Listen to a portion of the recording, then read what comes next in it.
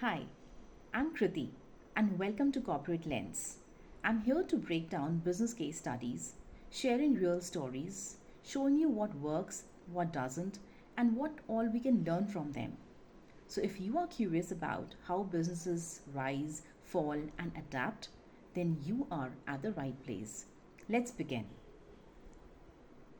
What if I told you that a company once valued at $47 billion went bankrupt because of leadership decisions?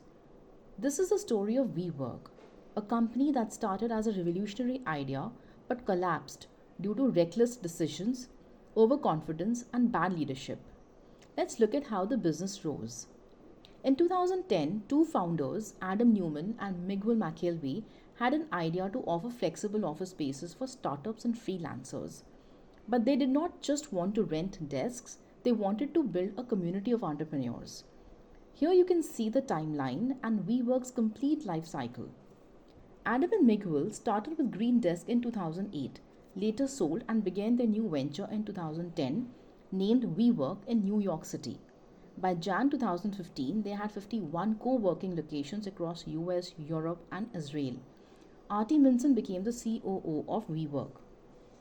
In Jan 2016, WeWork, valued at $10 billion, later valued at $20 billion, expanded their business by raising funds from SoftBank.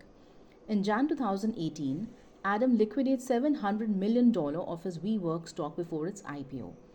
In April, WeWork files confidently for an IPO. In September 2019, Adam Newman steps down as CEO. SoftBank Group reported $9.2 billion in write-downs on its investments in WeWork. It lays off 20% of workforce globally. Sandeep Matrani replaces Adam Newman as CEO in 2020. WeWork announces temporary closure of 100 buildings in China due to the pandemic. In March 2020, Kimberly Ross, the former CFO of Baker Hughes and Avon, as a new WeWork CFO. Investors loved the concept, especially SoftBank, who poured $10 billion into WeWork. By 2019, WeWork had expanded to 29 countries with over 500 locations worldwide, becoming one of the largest co-working space providers globally.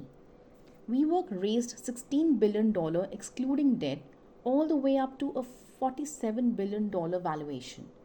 It raised multiple series of funds from SoftBank Group, as we can see in the chart. So let's talk about the overconfidence that built over the years. By 2019, WeWork's valuation soared to a jaw-dropping $47 billion, higher than companies like Airbnb and Uber. It was touted as a game changer in the office space industry. WeWork did surpass Airbnb's valuation in 2019. Uber's valuation varied, sometimes exceeding WeWork significantly. WeWork's valuation was heavily inflated due to its branding as a tech company. But here's where things started to get a bit risky. All this growth came with costs, and big costs. The company was burning through cash faster than most startups could imagine.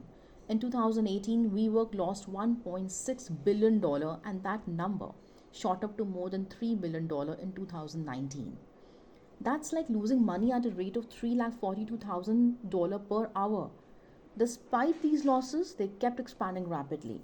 But here is the catch. WeWork wasn't just a real estate company. They wanted to be seen as a tech company, which inflated their valuation. By branding themselves as tech, WeWork attracted top investors, but the real estate foundation of the business was shaky. They had no profit, just hype. And that was the overconfidence that led to trouble. In 2019, WeWork tried to go public. The IPO filing was a disaster.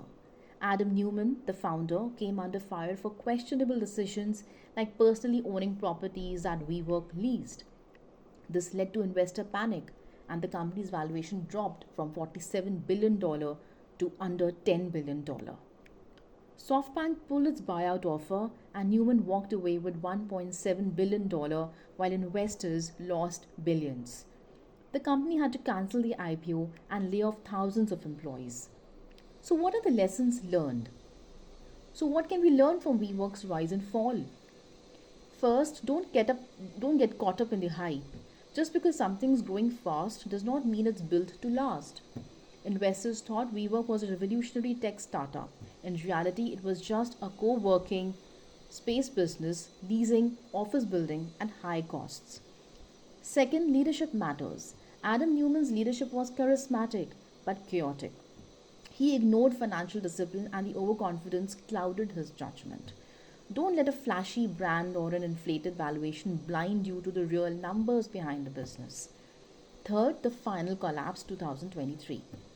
Even after SoftBank's bailout, high debt, expensive leases, and low demand for office spaces post pandemic led to bankruptcy. In November 2023, WeWork filed for bankruptcy, proving that bad business models cannot survive forever. As of 2023, WeWork is still around, valued at just $9 billion, a fraction of its peak. It's focusing on cutting costs and stabilizing its business.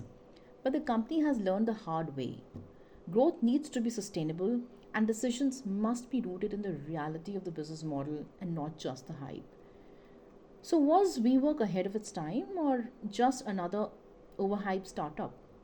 Let me know your thoughts in the comments. If you found this breakdown interesting, hit like, share, and subscribe for more stories like this. Let's learn together on Corporate Lens. Read more insights on my website www.wordbulls.in. Thanks for watching.